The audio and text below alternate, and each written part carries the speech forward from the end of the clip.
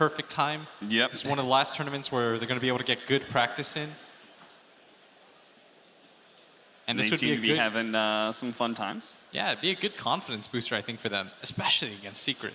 And I feel like their lineup enables their kind of play style. I mean, we already have the Tops and Monkey King, of course, but more like the fact that they've got these low cooldowns, and Secret are definitely exposed in that regard. Very long cooldowns, Tide, Enigma, you've got the Terrorblade there as well. I feel like this could be an OG game where if they just play into their biggest strengths of just kind of like hitting you over and over and over again, they could definitely beat Secret in this first game. And you've got to be fast in this lineup. Yeah, Kyle said, 15, 20 minutes? If they don't have a significant advantage on OG, then it's not looking good. Would you agree with that? Oh, absolutely. I feel like Secret's draft is very greedy. They have good late game. I think this is a very good ultra late game TV game, too.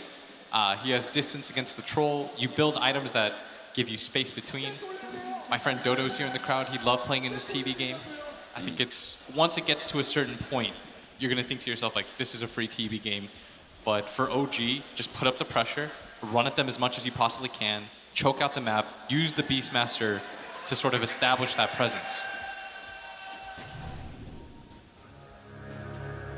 The smoke up, getting some aggressive vision down there. He may actually try. They really gonna go.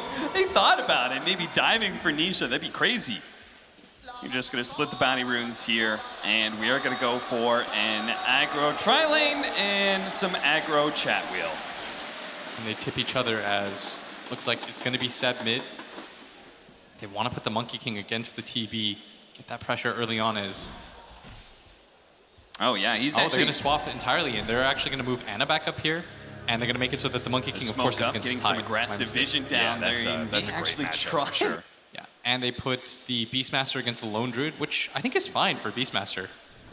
Oh yeah, and then the Lone Druid matchup is a lane that you can't actually win that well as Monkey King, right? Because the Lone Druid, or the bear, just serves as this kind of barrier between you and the hero.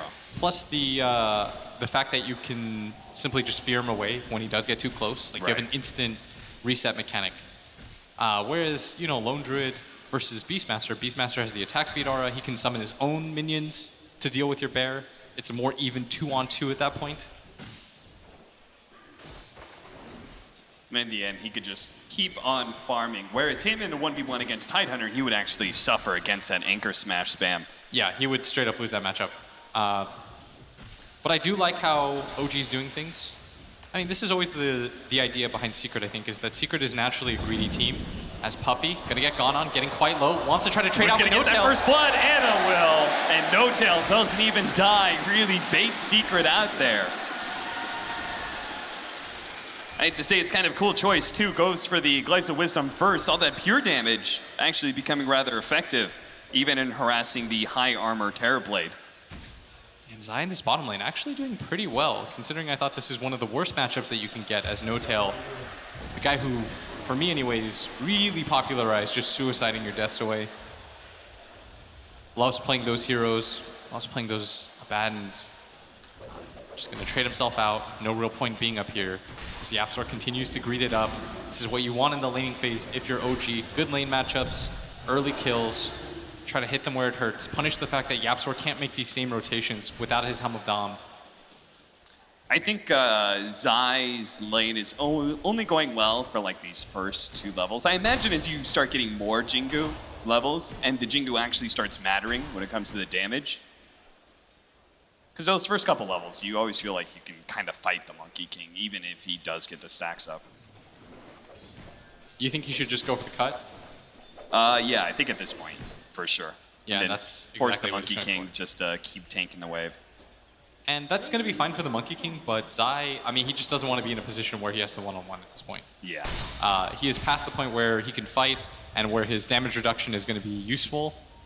Meanwhile, up atop, Nisha also not having the easiest time, so inconceivably, they're winning 2 out of 3. G. -2, -2. And that does matter for this 5-position Shaman. Losing Int early on like this. Oh, yeah. You don't have the best pull to work with to begin with. Only 303. He's already lost 4 Int. Has had to buy 2 Ironwood branches. And not the easiest start for them. And this is, I mean, for Secret, you know, no surprise faces here. You have to anticipate, like, this sort of had to be the game plan when you picked this greedy. Yeah. I love that they actually they got some aggressive vision down and actually blocking one of the camps because they know that these heroes, Jarek's suiciding to the tier 2, they know these heroes, Terrorblade, Enigma, they're going to utilize the jungle heavily. So if they can start taking some of that away, whether it's taking early towers, Nisha really is low. probably going to die here again. They're just going to chase him down. That one last shot from No-Tail. Now the shackles doesn't matter as it goes away. Anna just beats Puppey down as well. That's another 2. 10 intelligence already for No-Tail. Dude, that's pretty massive. As No-Tail looks like he wants to die. And in fact, just going to use the rest, the dregs of his mana left. At this point, OG, you thinking about swapping things up? Like you pop the 5-minute shrine and then you just TP'd the Tide Hunter up here. Do you want to TP Troll down to bottom lane? Yeah, and that's exactly what they're going to do. Why put your Troll in a rough position whatsoever? Like, they're having success in this lane.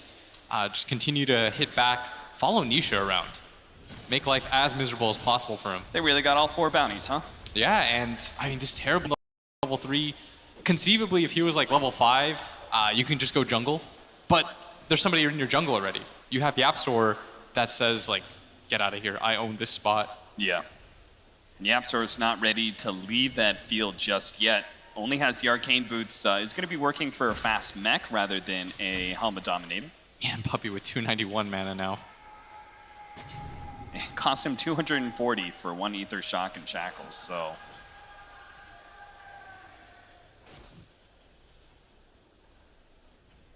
Zeb's going to play a little bit of jungle time, leaving that top lane abandoned for now. Monkey King is making his way up there, though. Yeah, but every minute that nothing is happening, for Secret, that's, you know, that's breathing room. You're going to take that at this point because you have to make space for a lot of heroes right now on the map. Yeah.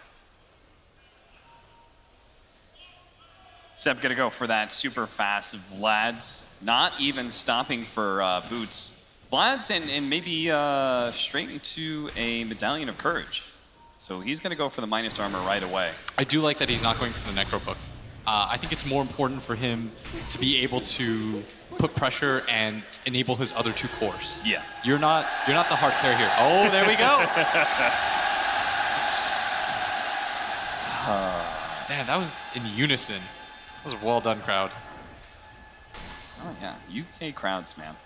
They don't shirk when it comes to the chance. Zeb. Rooted up. The boar's going to be able to help him out. He's actually forced to use the Primal Roar. Now he's thinking about trying to kill that bear, but he's a little bit